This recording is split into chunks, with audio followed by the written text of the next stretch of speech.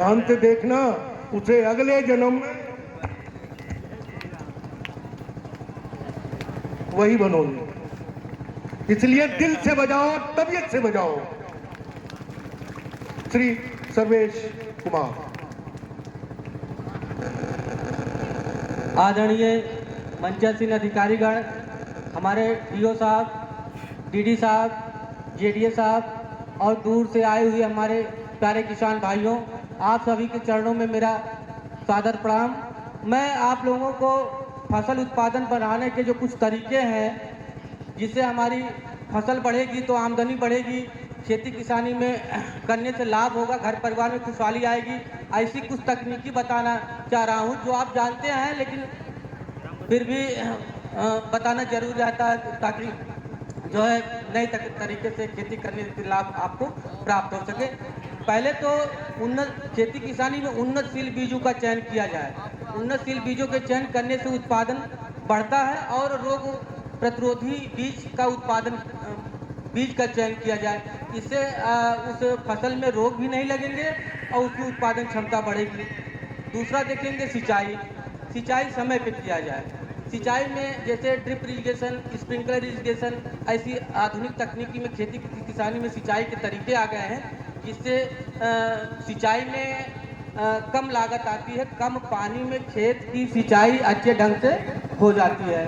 तीसरा देखेंगे हम लोग संतुलित उर्वरक और पोषक तत्व, यानी हमारे कृषि विभाग के अधिकारी और कर्मचारी जो आप लोगों को मिट्टी की जांच कराने के लिए बार बार आप लोगों के बीच में जाते हैं, मिट्टी की जांच कराते हैं। तो इस तरह से मिट्टी की जांच कराकर आप जब खेत में खाद डालेंगे तो उससे उत्पादन बढ़ेगा।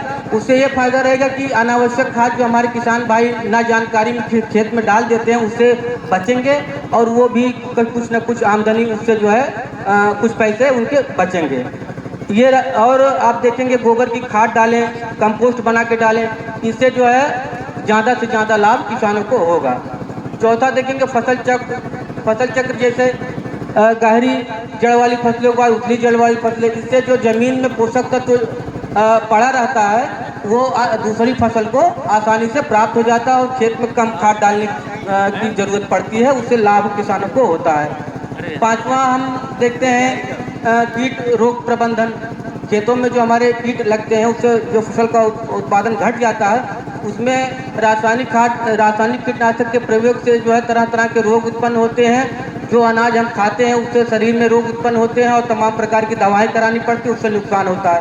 तो सरकार और विभाग के द्वारा किसानों को जैविक कीटनाशक उपलब्ध कराए जाते हैं। उसके उपयोग से खेत में कीड़े भी कम लगेंगे। जैसे हमारे बीज गोदाम से नीम ऑयल मिलता है, वो जो है बहुत ही अच्छा होता है और उससे जो है फसल पे उपयोग करने से कीड़े भी खत्म हो जाते हैं और जो है शरीर पे उसका कोई बुरा प्रभाव नहीं पड़ता है। और हम देखेंगे छठा खरपतवार नियंत्रण। खरपतवार नियंत्रण में खरपतवार खेत में होने से भी ज़्यादा से ज़्यादा उत्पादन घट जाता है हमारे किसान भाइयों का। तो खरपतवार नियंत्रण में गहरी जुताई करें। गर्मियों में गहरी जुताई से होता है कि भूमि में जल सोखने की क्षमता बढ़ती है, कीड़े मकोड़ों के अंडे जो खेत में होते हैं वो भी नष्ट हो जाते हैं, खरपतवार भी सूख जाते हैं। तो इससे जो है कहीं न कहीं उत्पादन बढ़ता है और लाभ मिलता है किसान भाइयों को। और उसमें जो समय समय पर जैविक खाद मिलाएं ताकि वो जो है उत्पादन बढ़ाने में ज़्यादा से ज़्यादा सहायक होता है। और देखेंगे आधुनिक तकनीक में प्रयोग, जैसे जीपीएस ड्रोन के माध्यम से खेती में ज़्यादा लाभ हो रहा है और इस तरह सटीक जानकारी मिलती है तमाम प्रकार के रोगों से।